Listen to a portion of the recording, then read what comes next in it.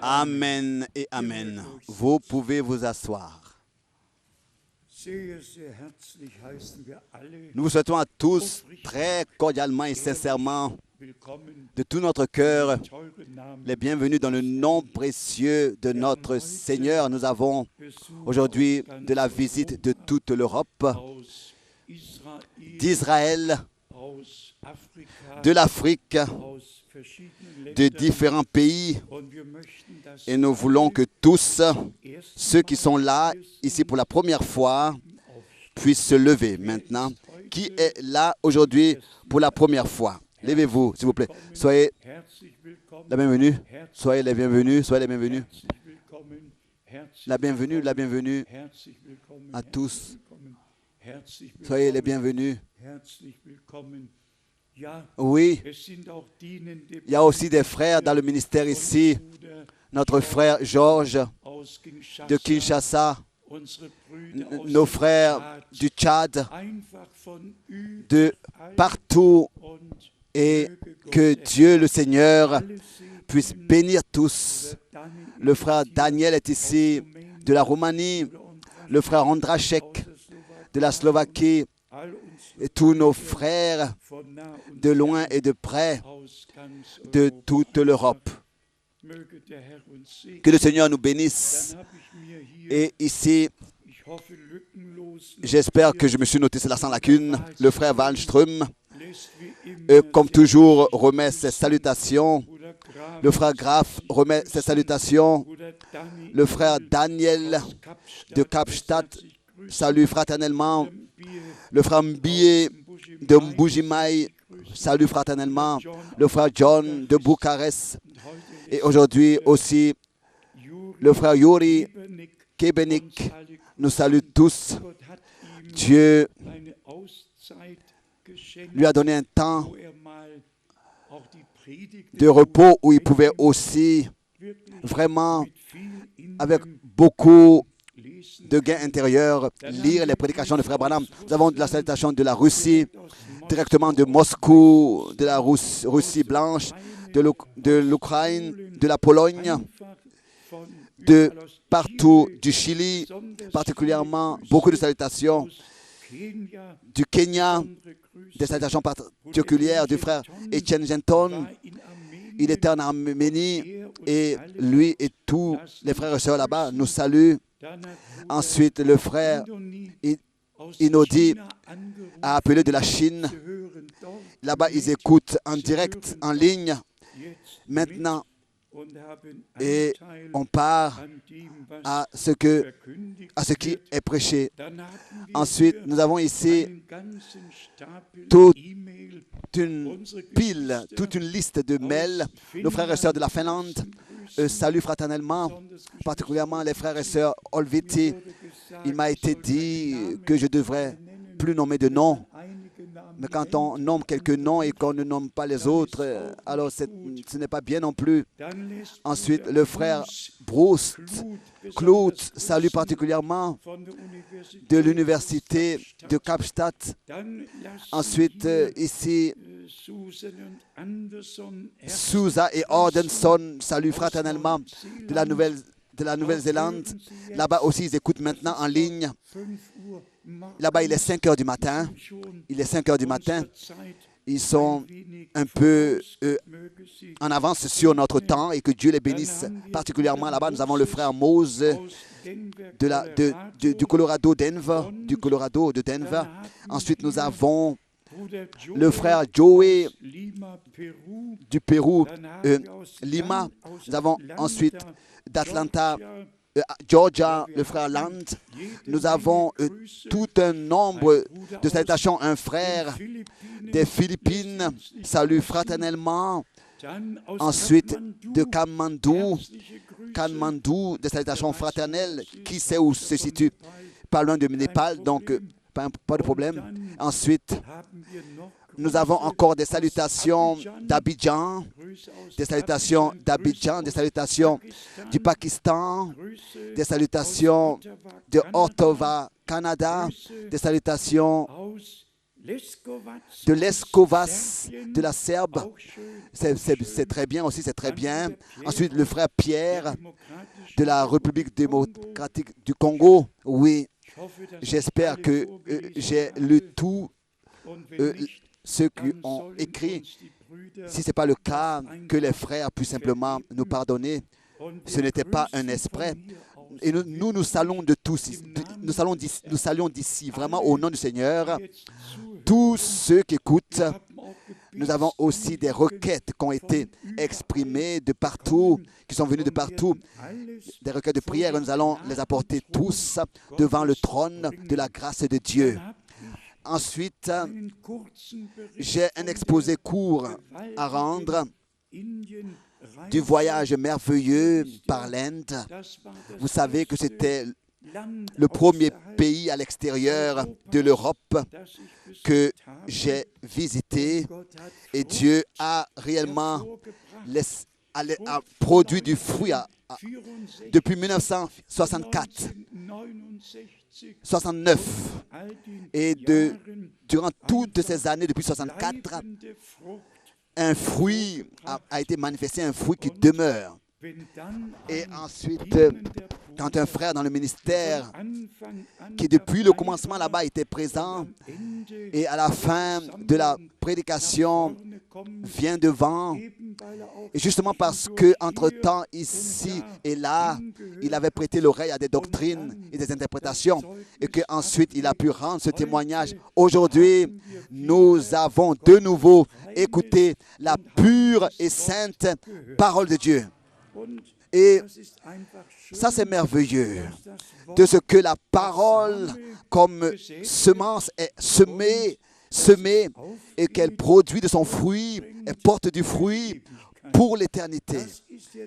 Ça, c'est le sens, c'est l'objectif de la prédication de la parole, que des hommes viennent, soient appelés au Seigneur, et comme toujours nous le disons, nous l'avons dit en insistant, il faut que cela nous réussisse avec l'aide de Dieu en tant que messager, en tant qu'ambassadeur à la place de Christ, ambassadeur de Christ, de lier les hommes avec leur Sauveur, et qu'ils expérimentent personnellement leur salut. Soyons sincères. À quoi est-ce que ça nous sert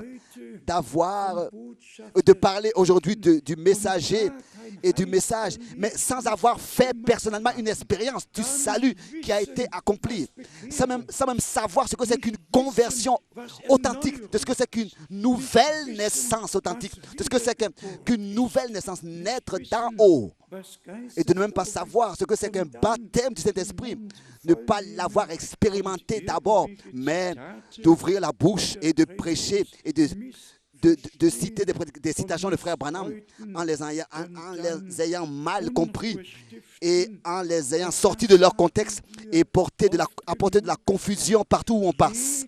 Et ça, on a toujours eu à le dire. Chaque enseignement biblique nous lie avec Dieu. Nous lie avec Dieu, mais aussi les uns avec les autres, et servent à l'édification de l'Église de notre Seigneur. Chaque faux enseignement affermit les gens dans leur séparation, dans leur division, et déchire le corps du Seigneur. D'après notre connaissance, Dieu a établi tous les ministères qui sont vraiment établis par lui. C'est pour l'édification de l'Église. Il n'y a aucun ministère qui serait établi pour apporter de la confusion.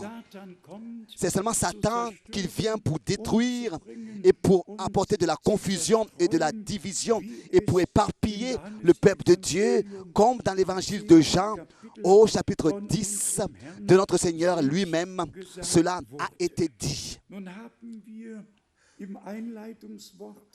Nous l'avons déjà de manière merveilleuse lu dans la parole d'introduction. Nous avons lu et nous avons entendu ce qui a été lu. À cause de la vérité de Jean, le verset 2, dans la deuxième épître de... Il lit maintenant la deuxième épître de Jean, le verset 2, à cause de la vérité qui demeure en nous et qui sera avec nous pour l'éternité.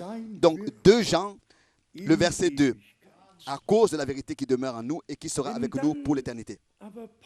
Mais quand ensuite, Paul, dans Actes des Apôtres, chapitre 20, laisse écrire concernant ceux qui sont sortis du milieu de nous. Ils ne peuvent pas rester au milieu de nous. Aucun d'eux qui, dans son cœur, a un faux enseignement, peut rester dans la vraie Église de Jésus-Christ. Non, c'est pas possible. C'est impossible. Les deux sont vrais.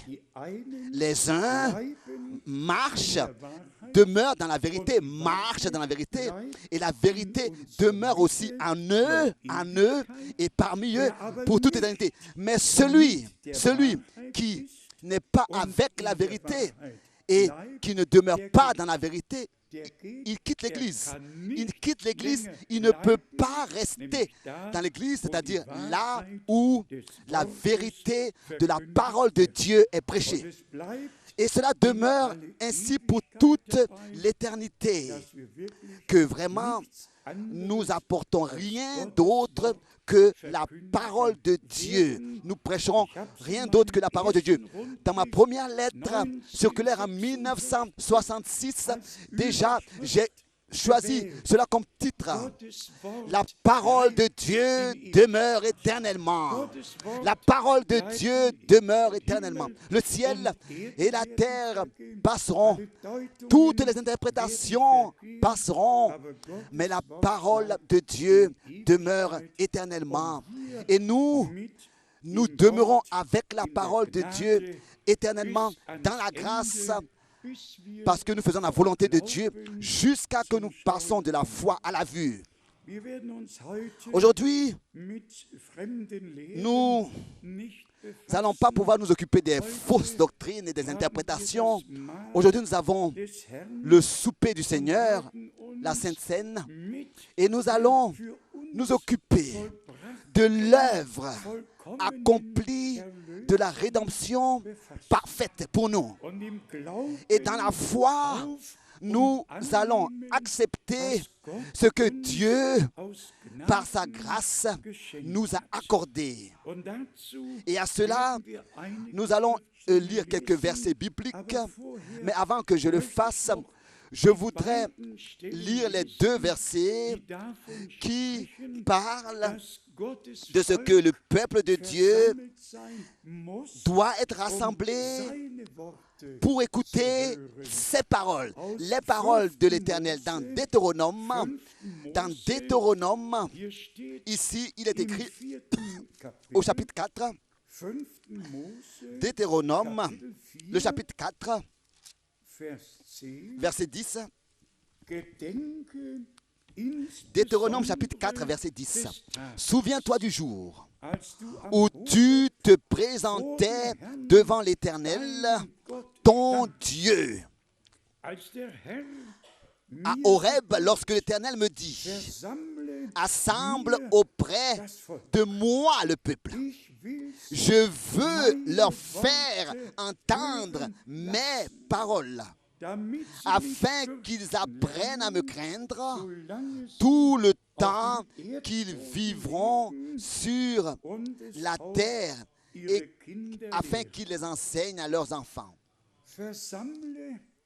Assemble auprès de moi le peuple, mon peuple.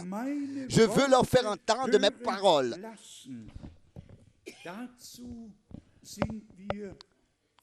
Nous sommes aujourd'hui rassemblés de loin et de près, pas pour écouter des interprétations, mais nous sommes rassemblés devant la face de Dieu pour écouter la parole de Dieu qui demeure éternellement en nous, qui demeurera éternellement en nous. Ensuite, nous avons le psaume 50, qui nous est encore connu, le psaume 50, versets 5 et 6.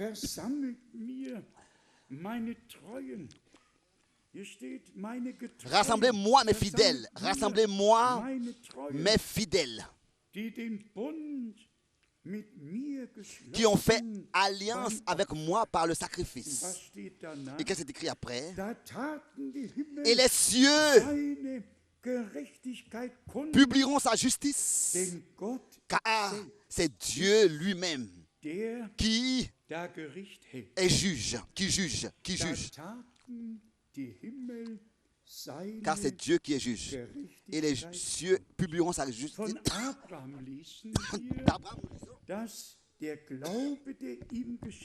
Que la foi qui lui a été accordée, lui a été imputée à justice. Lisons cela dans Genèse, le chapitre 15. Genèse, le chapitre 15, verset 6. Abraham eut confiance en l'Éternel. Abraham crut l'Éternel, qui le lui imputa à justice. J'ai un peu regardé cela. Ici, le mot hébreu est écrit Amuna. C'est une combinaison entre le mot croire et confiance. Abraham eut confiance en l'Éternel. Pas seulement de croire comme ça à la surface, mais de croire ce que Dieu a dit en lui faisant confiance que ce qu'il a dit, il est plus capable de l'accomplir. C'est une combinaison, combinaison de mots. Dans ce mot hébreu-là, Amona, Abraham eut confiance à l'Éternel. Dieu lui accorde les deux. Dieu a parlé et ensuite il a accordé la foi et la confiance. Abraham a cru et Abraham a fait confiance. Il savait que ce que Dieu lui a promis allait sûrement s'accomplir. C'est la même chose aussi aujourd'hui avec nous. Nous n'avons pas seulement la foi en général. C'est une combinaison. Et si nous allons dans Jacques, il est écrit que même Satan croit et tremble. Donc, pas une foi comme ça quelconque, ou bien une confession de foi, comme une communauté qui se dit croyante, etc. Ou bien une foi qu'elle invente. Mais c'est une foi, c'est une confiance en Dieu liée aux promesses que Dieu nous a données. C'est lié aux promesses que Dieu a données et qu'il accomplit. Et cela nous diffère vraiment de tous, de croire ce que Dieu a promis dans l'époque dans laquelle nous vivons. Vous pouvez aller d'église en église, de communauté en communauté, tous ont leur propre confession de foi et tous ont leurs interprétations des Écritures, mais l'Église du Seigneur, l'Église des premiers-nés, elle a la relation personnelle avec Dieu, elle a la relation personnelle avec ce que Dieu a promis, elle a la confiance à Dieu, en Dieu, qu'il accomplira certainement ce qu'il a dit. Nous venons pas aujourd'hui ici, nous ne pouvons pas aujourd'hui parler au sujet actuel. Peut-être que demain nous le ferons, mais nous vivons réellement dans un temps dans lequel tout est en train d'arriver à son point culminant. Et personne n'a la solution. Et nous remarquons comment est-ce que le monde entier est rendu captif. Le meilleur exemple était la visite du pape en Grande-Bretagne. Et à chaque fois qu'un chef d'État, un président, une visite d'un chef d'État a lieu dans le royaume, là-bas, la reine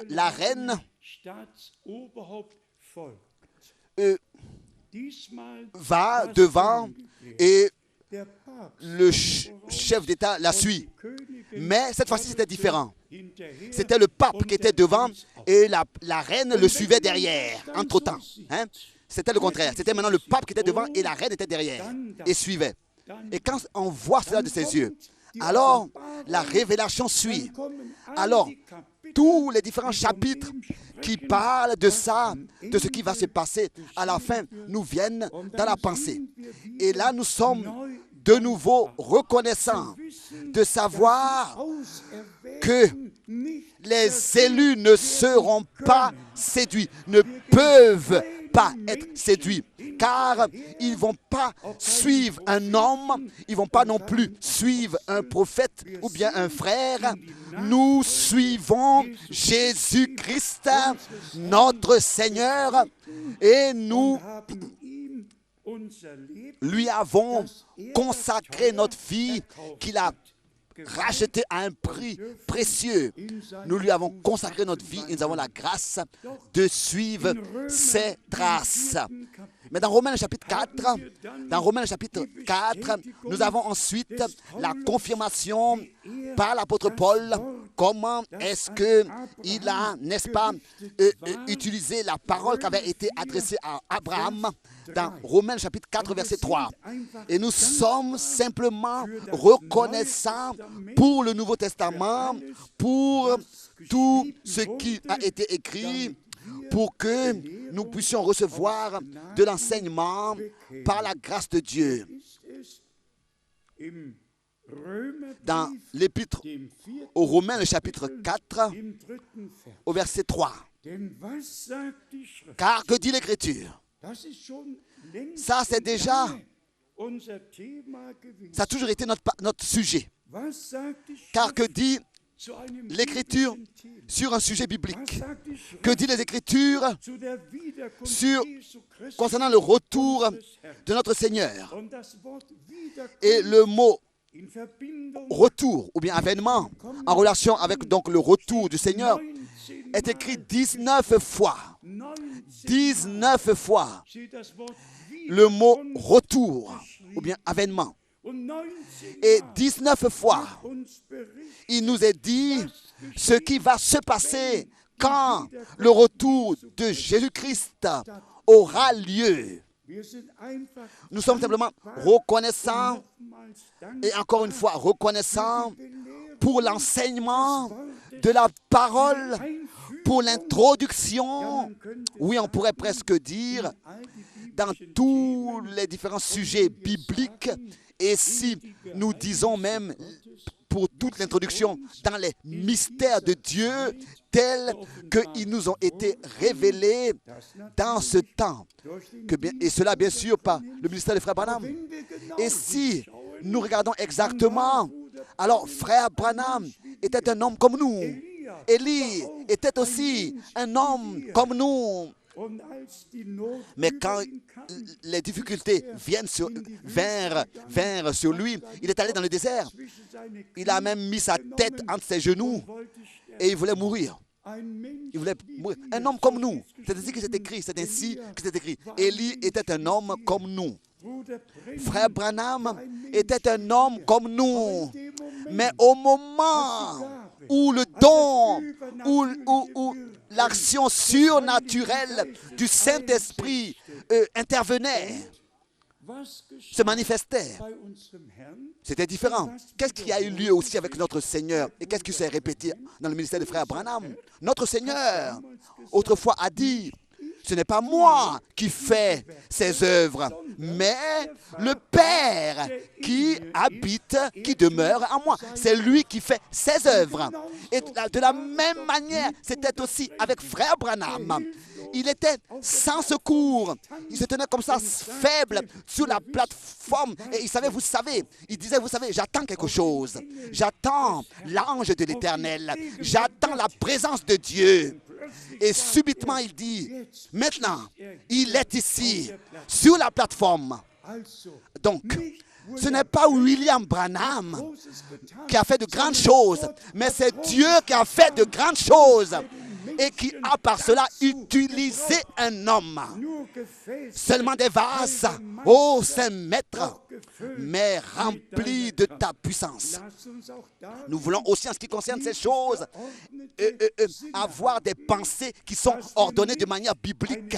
Que nous ne soyons pas en train, dans nos pensées, de glorifier un homme et de mais de donner toute l'honneur au Dieu Tout-Puissant. Et cela par Jésus-Christ, notre Seigneur.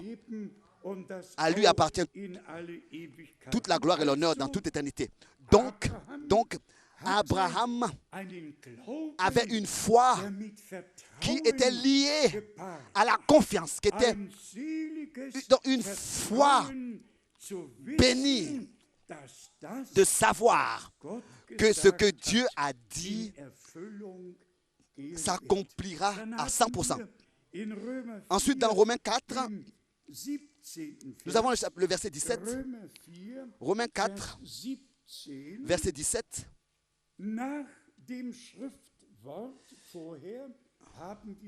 Selon qu'il est écrit, donc la fin du verset 16.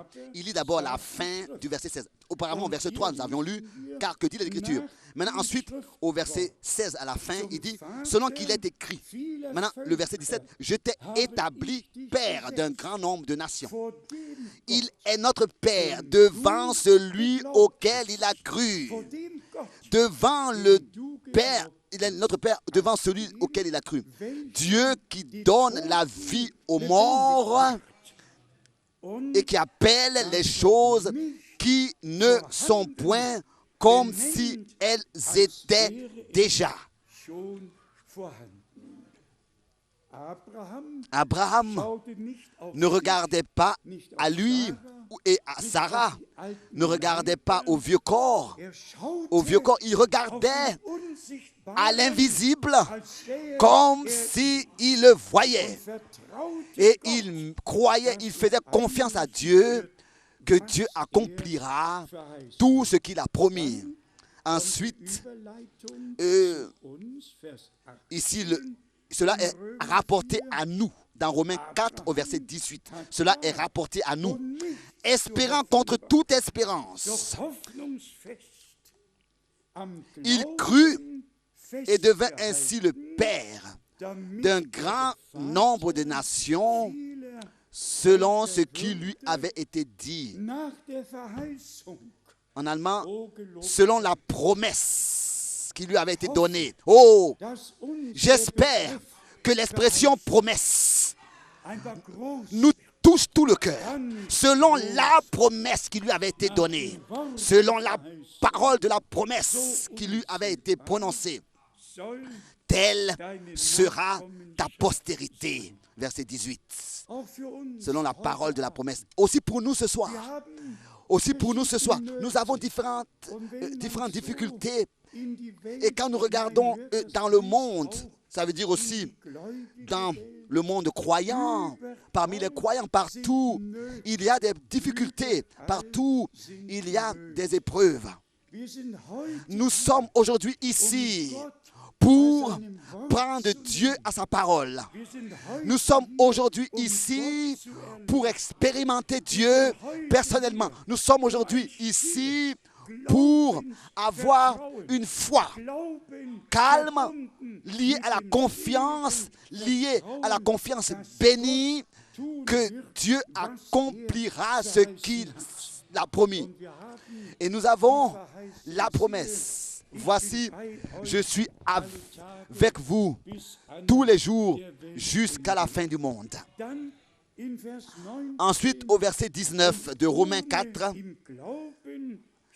verset 19, et sans faiblir dans la foi, il ne considéra point que son corps était déjà usé, puisqu'il avait près de 100 ans, et que Sarah n'était plus en état d'avoir des enfants. Il n'a pas considéré cela, qu'elle n'était plus dans l'état d'avoir des enfants. Mais dans la confiance calme et tranquille, il a cru que Dieu lui accomplira ce qu'il a promis. Et comment est-ce qu'il a promis?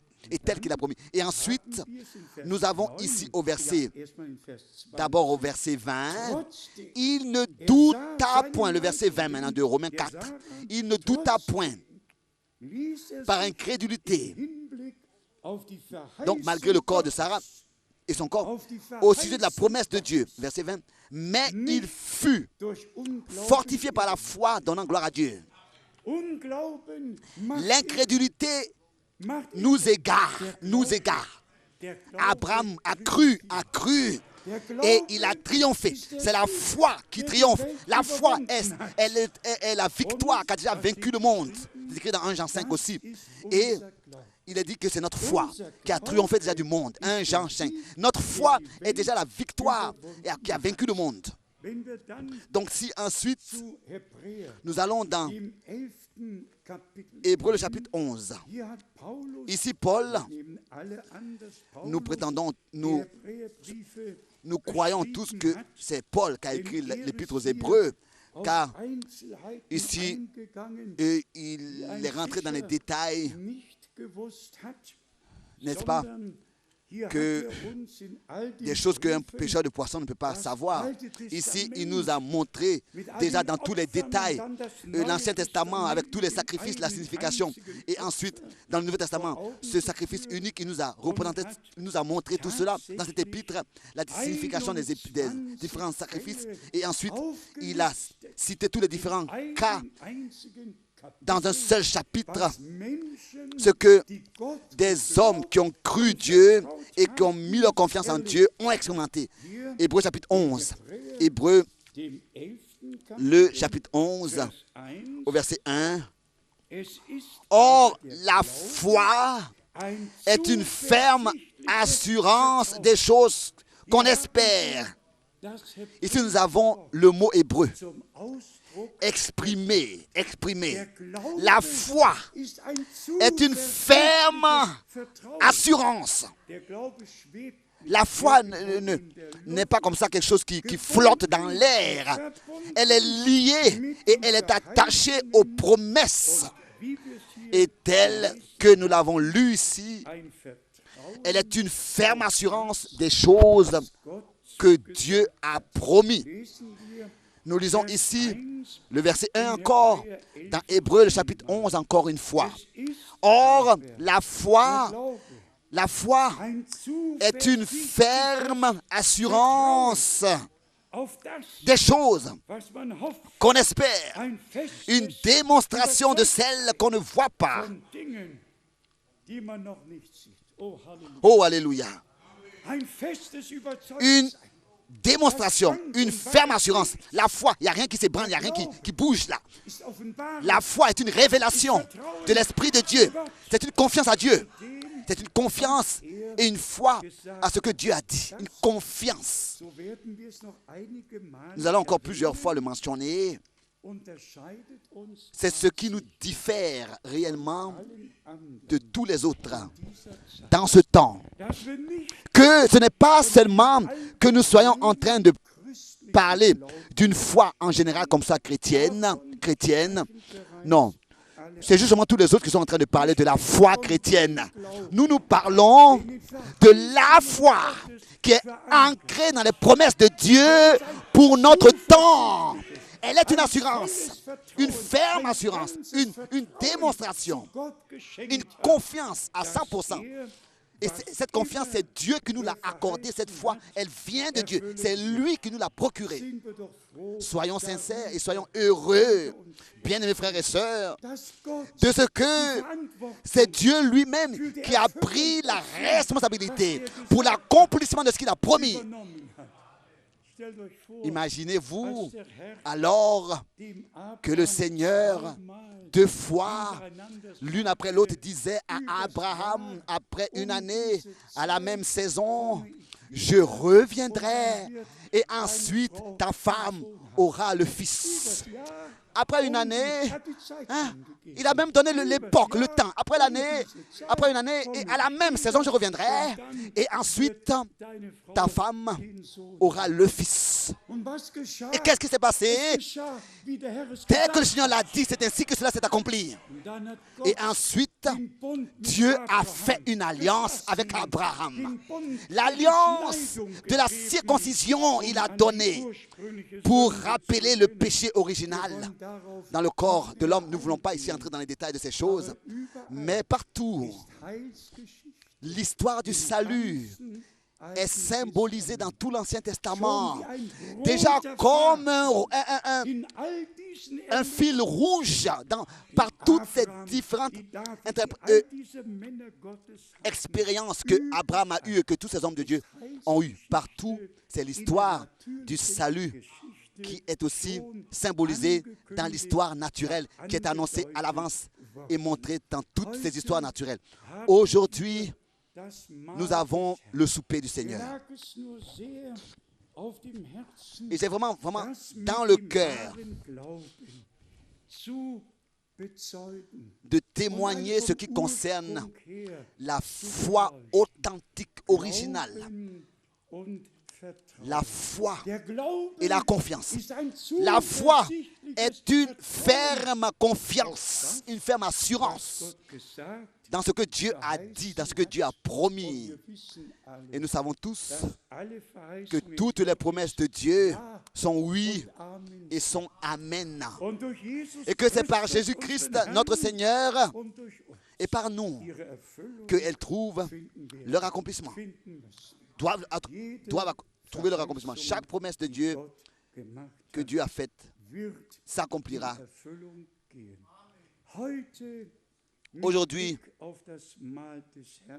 en relation au souper du Seigneur, nous voulons lire quelques versets bibliques, car ça c'est le noyau. C'est le centre. Paul, qui avait porté le message divin, qui avait ainsi écrit à l'Église l'enseignement, qui a parlé des dons de l'Esprit, des fruits de l'Esprit, des ministères, de la résurrection, qui a traité tous ces sujets. Le même Paul dit, je voulais parmi vous ne rien connaître d'autre que Jésus-Christ, le crucifié. Et pas seulement ça, donc dans 1 Corinthiens 2, mais il dit, je suis crucifié avec Christ. Et ainsi, ce n'est plus moi qui vis, c'est Christ qui vit sa vie par moi, en moi. Frère Branham a fait quelques citations, je vais faire que les lire, 2 ou 3 citations. Concernant le signe que nous, en tant que croyants, par le Saint-Esprit, nous devons recevoir si nous voulons appartenir au troupeau racheté par le sang. Ici, Frère Branham dit la chose suivante, citation, « Oh, prenez cela vraiment au sérieux. Nous devrions nous aimer les uns les autres. Nous devrions être les uns pour les autres dans un tel amour. Ne parlez jamais mal d'un autre. Si quelqu'un commet une erreur, priez tout de suite pour lui, car nous nous tenons tous devant Dieu. Bien-aimés frères et sœurs, et aussi de manière internationale, nous formons le corps du Seigneur. Nous sommes membres au corps de Jésus-Christ. Car déjà dans l'Ancien Testament, dans le psaume, il est écrit un corps, tu m'as formé un corps, le psaume 22. Alors, si lui, en tant que rédempteur, il est venu dans ce corps et il a apporté son sacrifice et il a ainsi racheté l'Église qui forme son corps pour qu'il puisse, par l'Église, continuer à agir ici sur terre. Ensuite, nous lisons ici encore, dans cette citation de Frère Branham, nous sommes des frères et des sœurs. Nous sommes frères et sœurs. Oh, vivez une vie de Dieu, une vie divine. Vivez la vie de Dieu. Comme cela se doit par des frères, de fils et filles de Dieu. Vivez dans l'amour et dans l'humilité. Ne permettez rien de mauvais venir dans vos pensées sur qui que ce soit. mais rejetez cette pensée. Rejetez-la si elle vient frapper à votre porte. Qu'est-ce que Ève aurait dû faire? Elle n'aurait même pas dû s'arrêter là. Et elle n'aurait pas dû s'arrêter. Elle n'aurait même pas dû, même pas un seul moment. Même pas un seul moment. Pas un seul moment, une seule seconde. Elle aurait dû continuer son chemin, ne pas s'arrêter et prêter l'oreille à quoi que ce soit. Elle aurait dû rester auprès d'Adam. Et tout cela ne serait pas passé. Mais Dieu a voulu les choses ainsi que, n'est-ce pas, il crée l'homme d'une manière qu'il puisse tomber pour pouvoir manifester son attribut de sauveur, sauver l'homme et en même temps être dans les deux domaines. L'homme déchu, l'homme qui pouvait tomber,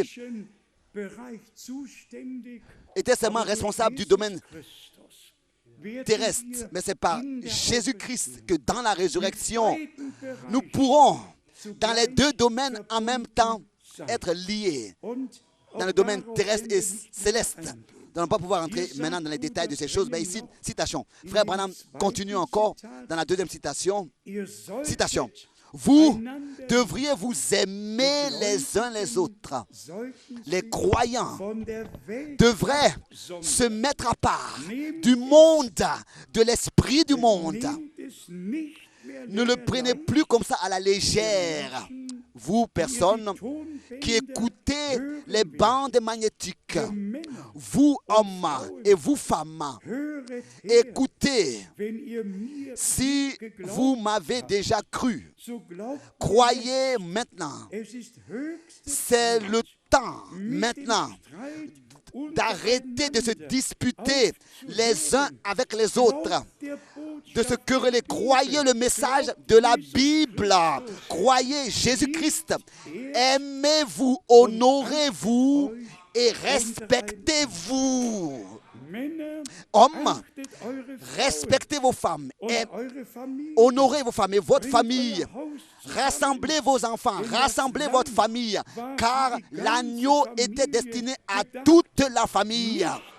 Pas seulement pour une seule personne de la famille, mais toute la maison devait être unie. Et tous devaient être à l'intérieur, sous le sang. Nous devrions nous aimer. Et en tant que croyants, nous séparer du monde. Encore une citation où il parle du sang et de la vie. Citation. Dans Romains chapitre 8, au verset 1, il est écrit: il n'y a plus de condamnation pour ceux qui sont en Christ.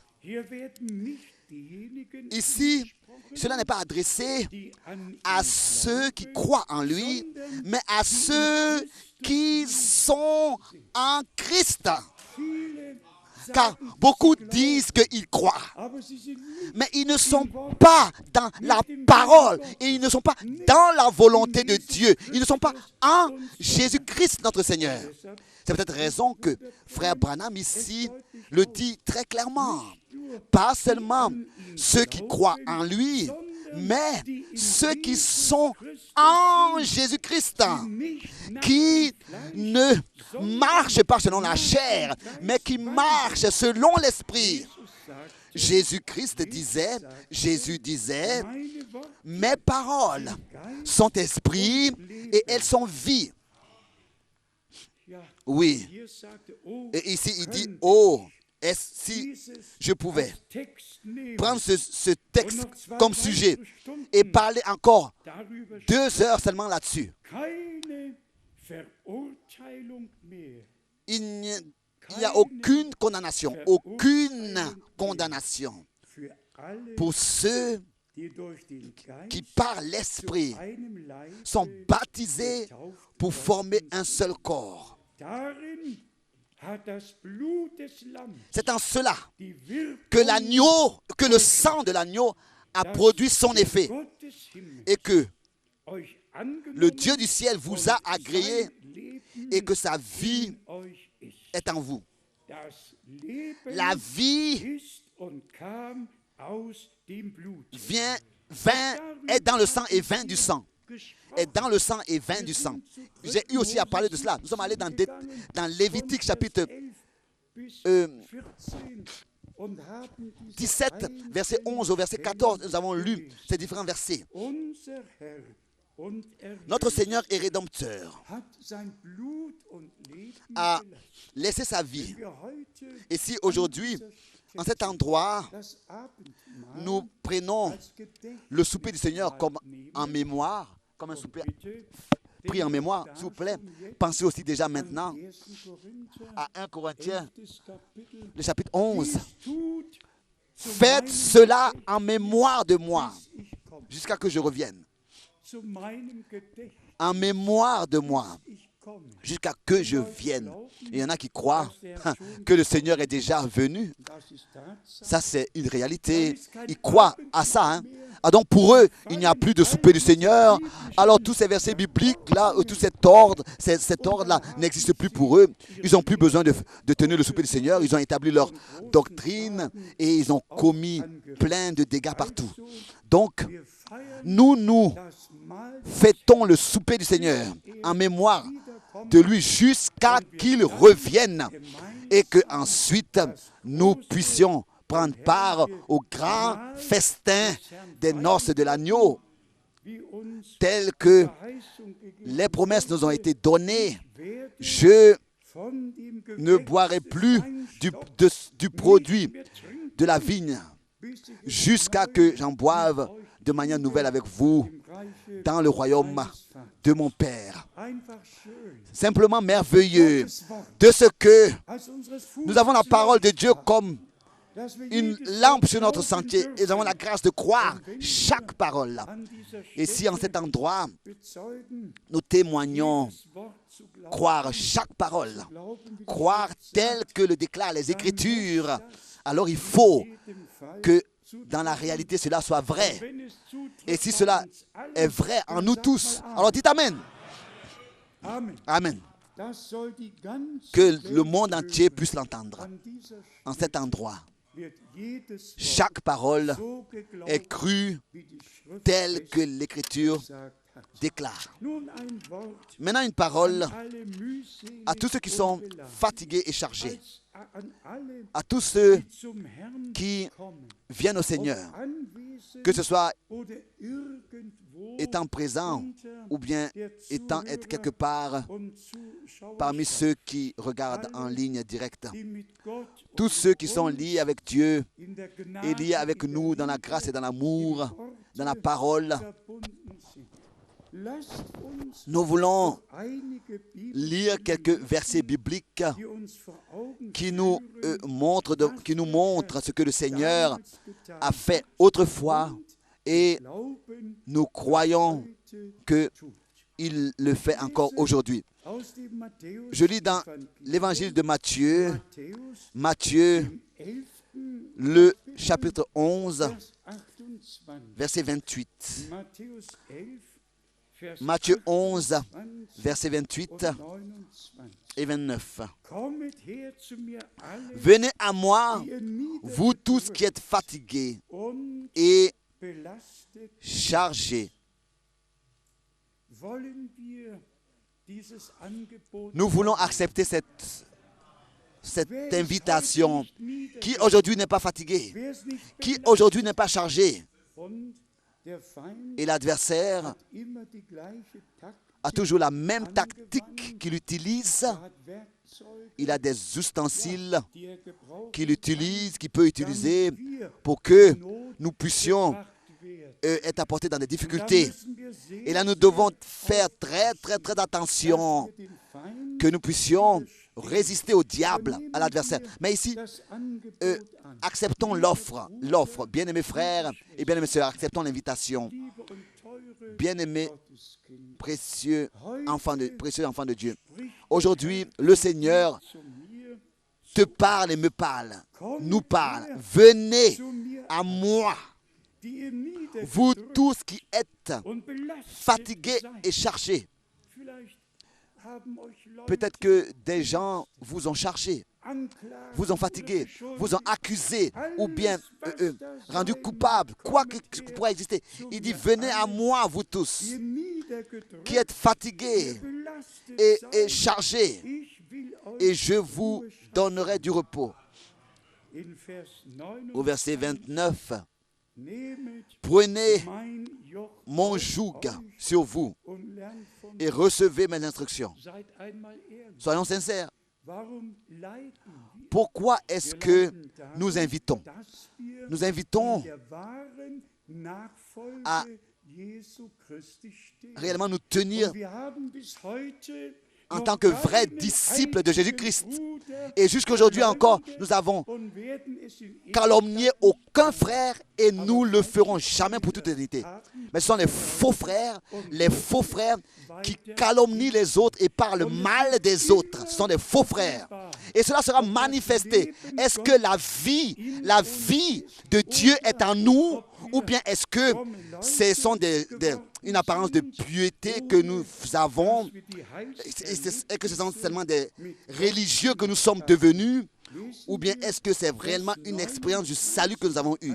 Lisons encore le verset 28, verset 29. Prenez mon joug sur vous et recevez mes instructions, car je suis doux et humble de cœur, et vous trouverez le repos pour vos âmes. Apprenez de moi. Où est-ce qu'il y a la grande leçon ici? Tout ce qu'on a pu faire à notre Seigneur, ils l'ont fait. On lui a donné des titres et on lui a donné toutes sortes de désignations comme à aucun autre. On lui a même dit, tu as un démon, il est possédé. On lui a dit de Belzébus. Qu'est-ce qu'on ne lui a pas dit? Mais il a continué, il est allé comme un agneau qu'on mène à la boucherie sans ouvrir sa bouche. Et maintenant il dit ici, apprenez de moi, portez mon joug sur vous. Combien savent ce que c'est qu'un joug? Avez-vous déjà vu de bœuf qu'on étable, tous vous êtes d'une jeune génération. Un joug, c'est comme un cadre qui est placé sur deux bœufs. Et ces deux bœufs-là doivent marcher au même pas. Sinon le chariot va de travers. Il faut qu'ils marchent dans le même pas. Et dès qu'ils sont conduits, ils savent exactement avec quel pas ils doivent commencer. Les deux ensemble. Il dit, si prenez mon joug. Donc, soyez lui à côté de nous et lui. Nous sommes sous un même joug avec lui. Et nous marchons au même pas avec le Seigneur. Il dit, moi, je ne me suis pas défendu. Je n'ai pas ouvert la bouche quand on m'a calomnié. Je n'ai pas insulté ceux qui m'insultaient. Je me suis resté tranquille. J'ai continué mon chemin avec mon Père et j'ai supporté tout et j'ai remis entre les mains de tout celui qui jugera justement. Et il dit ici, apprenez de moi, soyez avec moi sous un même joug. C'est ainsi que vous aurez du repos pour vos âmes. Et il dit, je suis doux et humble de cœur. C'est seulement là que nous trouverons le vrai repos pour nos âmes. Dans Matthieu, le chapitre 9, verset 35, nous lisons,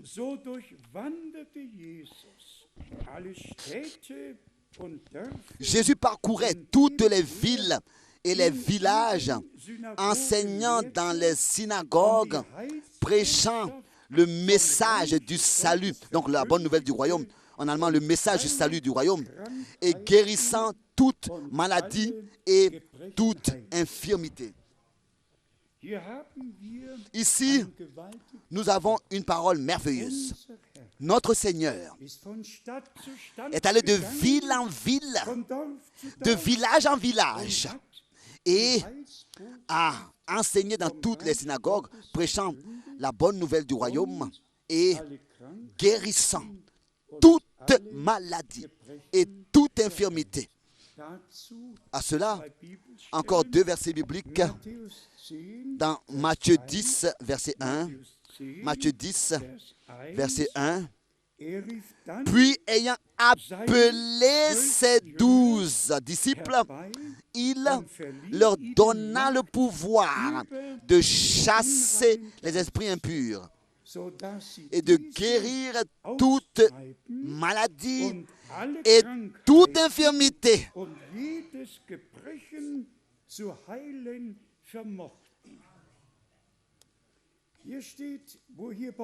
Ici, il est écrit, là où chez nous, il est écrit pouvoir.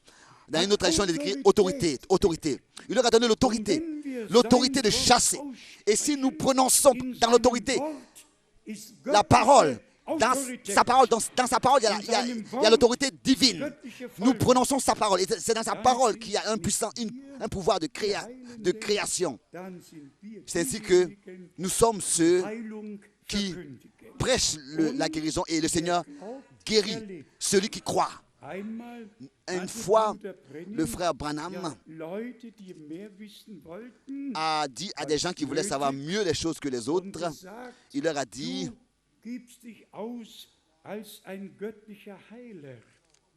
car on lui disait, tu te prétends être un guérisseur. Il a dit, mais vous qui prêchez le salut de l'âme, est-ce que je devrais vous appeler sauveur? Si vous prêchez l'évangile pour le salut de l'âme, mais c'est Jésus-Christ qui sauve, vous faites que prêcher le salut. De la même manière, c'est la même chose avec la guérison. Nous faisons que prêcher la guérison, tout le dessein du salut. Et ensuite, ce grand dessein est manifesté, que Jésus-Christ est parmi nous et que c'est lui qui confirme sa parole. C'est ainsi que c'est écrit dans Marc, le dernier verset, et cela est valable encore aujourd'hui et pour toujours. Marc, chapitre 16, lisons le verset 19 et 20. Marc 16, versets 19 et 20. Le Seigneur, après leur avoir parlé, fut enlevé au ciel et il s'assit à la droite de Dieu.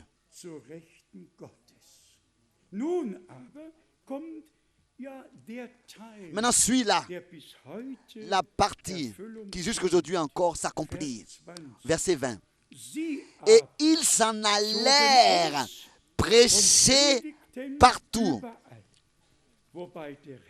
Le Seigneur travaillait avec eux et confirmait la parole par les miracles qui l'accompagnaient. Il faut que cela se passe. Et cela se passera. Le plein rétablissement de toutes choses doit nous ramener dans l'état qui existait dans l'Église primitive. Et il faut que cela trouve son accomplissement. Ils allèrent. En ce moment, je suis allé, je suis celui qui va envoyer selon un ordre du Seigneur. Je vais selon un ordre du Seigneur pour porter le message dans le monde entier, même avec un ordre à voix audible. Ne fonde aucune assemblée locale. Oui, avec un ordre, mais va de ville en ville et prêche la parole. Je le fais parce que j'ai un ordre. Mais à la fin, il faut que le Seigneur, dans chaque ville, dans chaque réunion, manifeste sa présence. Pas seulement faire retentir le dernier appel, le dernier message, à l'appel à sortir et à la préparation. Mais complètement à la fin, avant le retour du Christ, il faut qu'une église préparée, rétablie, existe, telle qu'elle existait au commencement, où s'accomplira, qu'il est dit ici, ils allèrent prêcher partout. Le Seigneur travaillait avec eux. et confirmait la parole par les miracles qui l'accompagnaient. Nous avons en grande partie expérimenté cela, mais cela, dans toute sa plénitude, va être manifesté. Ce qui s'est passé par le ministère du messager se répétera par les ministères dans l'Église, dans le rétablissement de toutes choses. Tout trouvera sa place et le Seigneur, lui, aura la victoire et nous avec lui. Maintenant encore, les versets qui parlent de la rédemption, qui nous sommes précieux à tous. Donc, la rédemption par le sang de l'agneau. Nous voulons seulement lire les différents versets et nous approfondir dans ces choses. Colossiens chapitre 1, verset 19 jusqu'au verset 22. Colossiens chapitre 1, verset 19 jusqu'au verset 22. Car Dieu a voulu faire habiter toute plénitude en lui. Il a voulu, par lui, tout réconcilier avec lui-même, dans ce qui est sur la terre que ce qui est dans les cieux, en faisant la paix par lui, par le sang de sa croix, en faisant la paix par le sang de sa croix. Le grand jour de la réconciliation de Dieu avec l'humanité a eu lieu. Dieu était en Christ et a réconcilié le monde avec lui-même. Nous sommes réconciliés. Nos péchés sont expiés et pardonnés. Le sang a coulé. Versets 21 et 22. Et vous, qui étiez autrefois étrangers et ennemis par vos pensées et par vos mauvaises œuvres, il vous a maintenant réconciliés par sa mort dans le corps de sa chair. Dans le corps de sa chair, par sa mort, réconcilié, pour, le verset 22, vous faire paraître devant lui, saint, sans défaut et sans reproche. Ce qui n'est pas possible aux hommes, ce qui n'était pas possible, est devenu possible par la grâce de Dieu. Nous qui n'avions rien mérité que la colère, et qui étions livrés à la mort, nous avons été réconciliés avec Dieu, avons reçu le pardon de toutes nos fautes.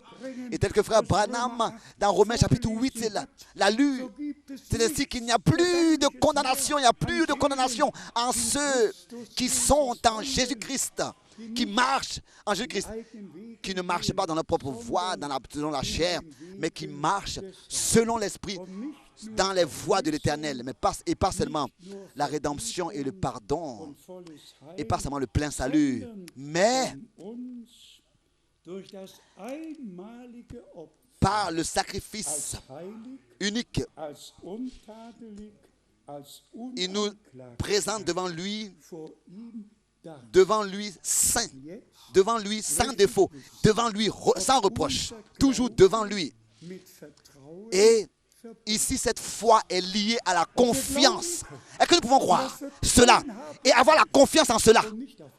Et pas ne regarder à toi, à ton état, regarder à tes faiblesses et à tes manquements, mais simplement de croire et de faire confiance à Dieu, de ce que lors du retour du Seigneur, une épouse d'église existera, sans tache, sans ride, lavée dans le sang de l'agneau, scellés du Saint-Esprit, sans reproche, sans défaut, saint, sans reproche, devant sa face.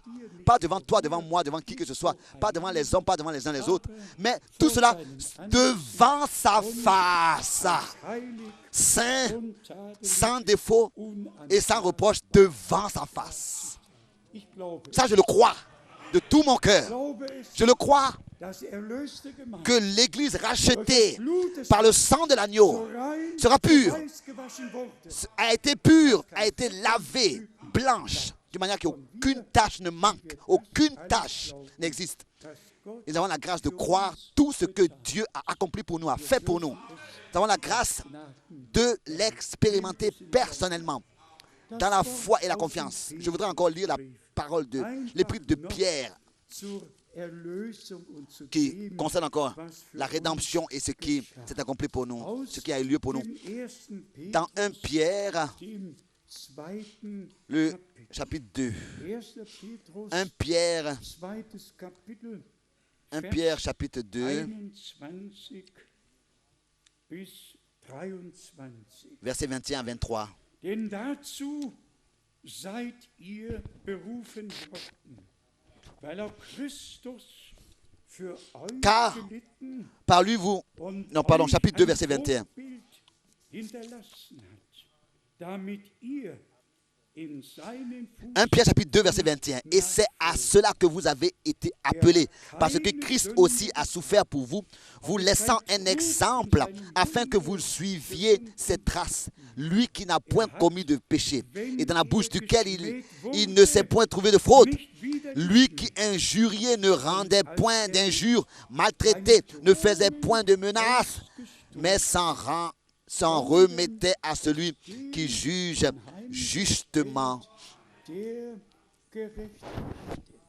Jetzt kommt Maintenant suit das Herrliche. la parole merveilleuse. Lui Unsere Sünden qui a porté lui-même mit seinem nos Leib péchés en son corps an das sur le bois, hinaufgetragen, damit afin que mort au péché, nous vivions der Gerechtigkeit leben pour la justice. durch seine Wunden. Lui, par les meurtrissures duquel vous avez été sauvés, vous avez été guéris. Das ist ein herrliches Ça, Evangelium. c'est un évangile merveilleux.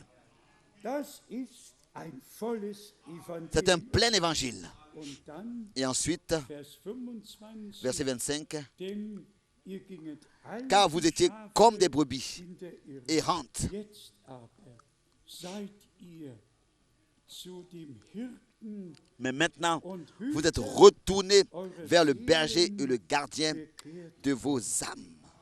Unsere Bekehrung En allemand, vous avez verti au berger et au gardien de vos âmes.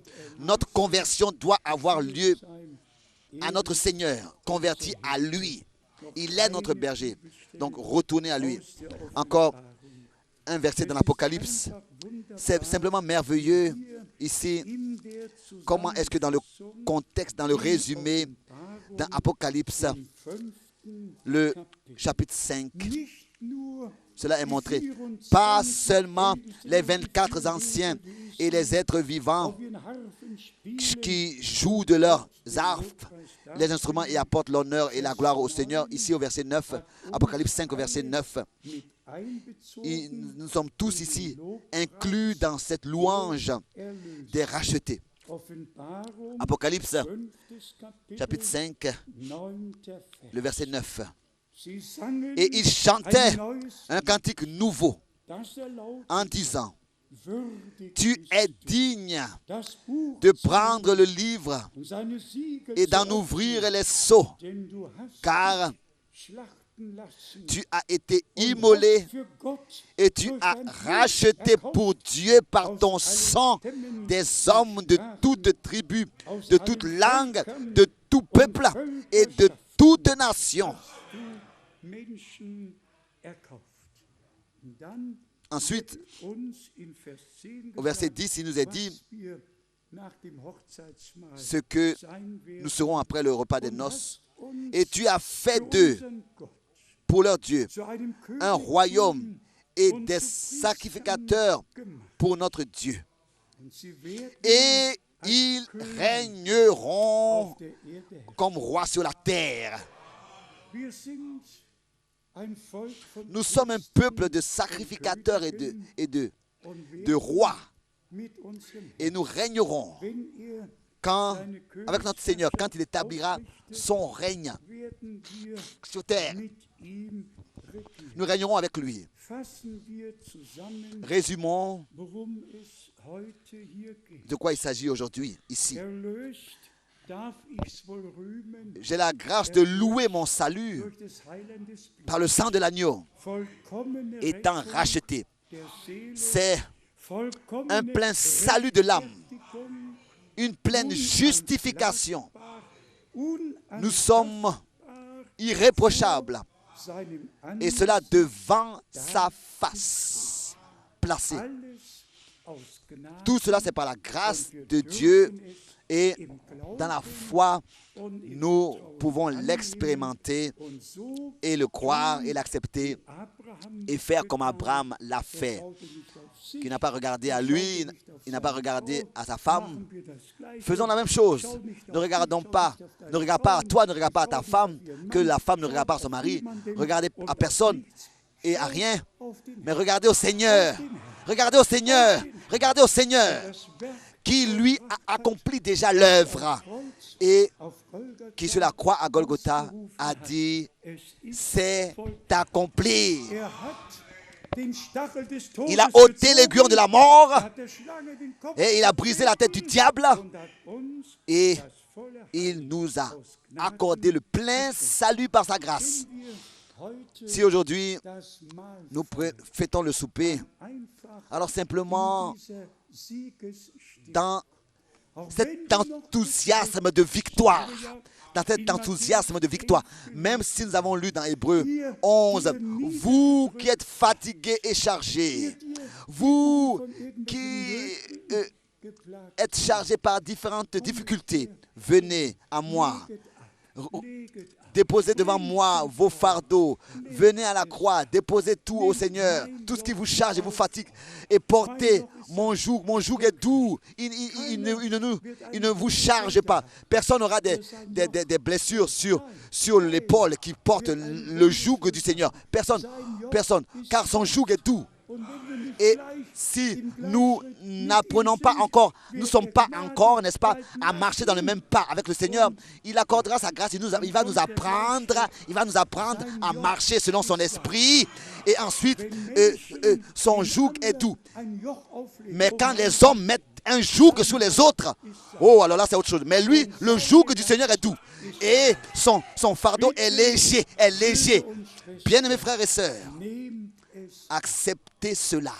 nehmt Acceptez cela. gehört Cela vous appartient. das, was uns Ce von Gott in Jesus qui nous a été accordé par Dieu en Christ Jésus nous appartient. sind erlöst. Nous sommes rachetés.